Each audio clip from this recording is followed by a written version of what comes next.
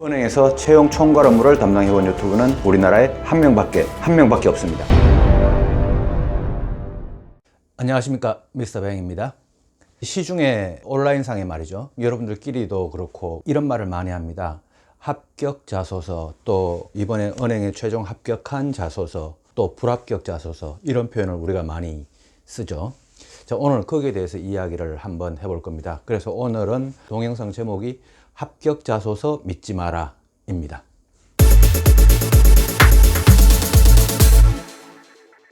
자, 우리 그 온라인 카페나 또 여러분들끼리 이렇게 만나서 이야기를 하다 보면 취업 시장에서 합격 자소서라는 표현이 아주 많이 나옵니다.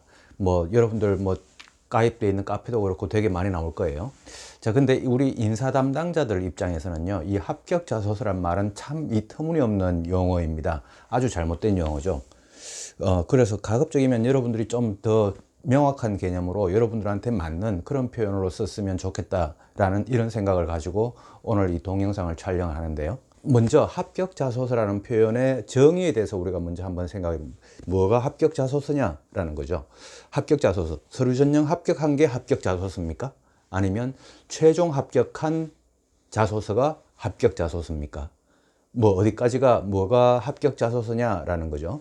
서류 전형 합격한 자소서를 가지고 합격 자소서라고 잘 하지는 않는 것 같기도 해요. 자, 근데 인사 담당자들 입장에서 뭐 저는 지금 현재는 인사 담당자가 아니지만은 인사 담당을 6년 동안 했지 않습니까? 또 채용을 6년 동안 했지 않습니까?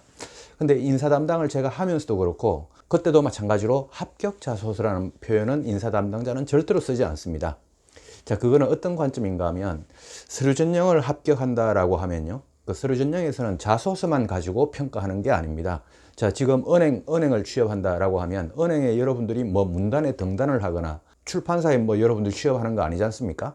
은행에 취업하는 거는 서류 전형에서 여러분들이 그 인사 담당자들에게 보여줬던 모든 정보, 학교라든가 전공이라든가 뭐 지금 블라인드 채용에는 뭐 이런 게 안 들어갈 수도 있습니다만은 스펙적인 지원서에 적는 모든 정보와 그 다음에 자소서에 대한 정보, 이게 같이 평가되어서 서류 전형이 합격, 불합격이 나오게 되는 겁니다. 근데 그 서류 전형 과정에서 합격을 했다라고 하면 그 지원자가 자소서를 잘 적어서 합격했을 수도 있고요. 그 다음에 뭐 앞쪽에 지원서에 있는 내용이 충실해서 그래서 합격을 했을 수도 있고요. 아니면 둘 다 괜찮아서 합격을 했을 수도 있습니다. 근데 거기에서 합격을 했다라고 하더라도 그걸 합격 자소서라고 이렇게 이야기하지는 않는다는 거죠. 자, 이게 왜 이런 표현이 나왔냐면 우리가 취준을 하면서 얼마나 이 자소서 때문에 스트레스를 받으면 이 자소서라는 표현이 합격 자소서, 불합격 자소서 이렇게 나왔겠냐라고 이렇게 생각을 할 수도 있는데 이건 좀 슬픈 현실이긴 합니다.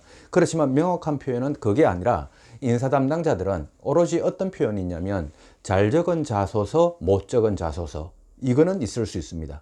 그러나 합격 자소서, 불합격 자소서는 이거는 출판사에서 쓰는 말이지 또는 문단에서 쓰는 말이지 은행이나 기업에서 쓰는 표현이 아닙니다.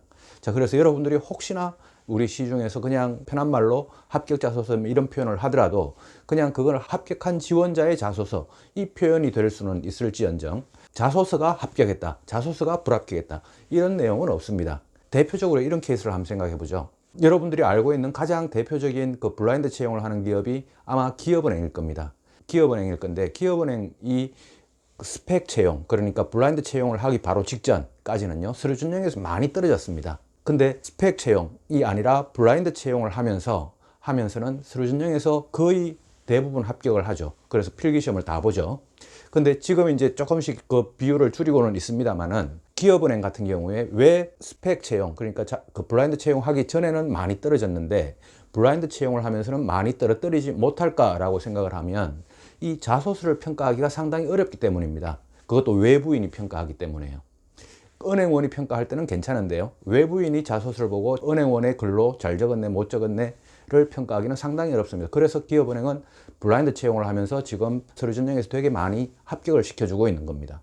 이런 책이 있습니다. 서점에. 우리 취업 시장에서요, 제가 믿고 신뢰하는 분이 계신데 그분이 적은 책 중에 합격 자소서 믿지 마라 라고 하는 이 책이 있습니다. 자, 그 책도 마찬가지고요. 그 책도 마찬가지고 인사 담당자들은 우리 합격 자소서라는 말을 이렇게 쓰지 않습니다. 자, 여러분들이 만약에 시중에 떠돌아다니는 자소서들 중에 이 자소서가 합격 자소서다, 이 자소서가 불합격 자소서다 라고 하면 여러분들은 합격 자소서를 따라가려고 하는 그런 경향이 있지 않습니까? 자, 그거 되게 잘못된 겁니다. 되게 잘못된 거고, 또 불합격 자소서라도 잘 적은 자소서가 있을 수가 있고요, 합격 자소서라도 못 적은 자소서가 있을 수 있습니다. 여러분들한테 주어지는, 쉽게 주어지는 그 정보 중에 합격 자소서라는 이 정보가 여러분들에게 되게 안 좋은 정보가 될 수 있으니 그 정보들을, 가급적이면 그런 정보들은 좀 차단을 시키는 게 여러분들의 취업에 혼선을 줄이는 길입니다. 만약에 여기서 목적지가 100m 고지가 있는데 100m 고지에 가장 가깝게 가장 효율적으로 갈 수 있는 길은 어떤 길입니까? 그냥 일직선으로 달리는 길입니다. 근데 시중에 합격 자소서라는 정보도 있고 카드라 통신도 있고 이런 정보들이 막 있다 보면요, 여러분들이 100m 꼬린 지점까지 가긴 가더라도 어떻게 가냐면 막 지그재그로 갑니다. 합격 자소서 갔다가 잘 적었는지 못 적었는지도 모른 채 그냥 그걸 보고 따라가 보기도 하고, 또 시중에서 또 이런 카드라 통신이 있으니까 또 그것도 뭐 뭔지 옳은지 틀린지 그것도 모른 채 그냥 한번 따라가 보기도 하고, 이렇게 왔다 갔다 하면서 이 100m 꼬린 지점에 가려고 그러면 이 시간이 얼마나 더 걸리겠습니까? 그런 정보들로부터 여러분들이 차단시키고 여러분들의 갈 수 있는 이 통로를, 100m 지점까지 갈 수 있는 이 통로를 좁고 곧게 만들어 놓아야 여러분들이 가장 효율적으로 취업 시장을 졸업을 하게 되는 거죠. 여러분들 합격 자소서 믿지 말라는 겁니다. 합격 자소서를 믿는 게 아니라 여러분들은 믿을 수 있는 전문가를 믿어야 되고, 그 다음 여러분들 스스로를 믿어야 됩니다. 취준생분들이 저한테 질문을 합니다. 예를 들어서 이런 카드라 통신이 있는데 이거 맞습니까? 라고 하면 그거 어디서 들었냐? 라고 하는 이야기를 저는 항상 먼저 물어봅니다. 근데 그 이야기가 어떻게든 간에 인사 담당자 입에서 나왔다 라고 하면 그 말은 무조건 믿어야 됩니다. 인사 담당자들은 여러분들에게 뻥을 치지 않습니다. 적어도 은행의 인사 담당자들은요. 적어도 여러분들에게 은행을 위해서 뻥을 친다고 하더라도 여러분들에게 해악이 될 뻥은 치지 않습니다.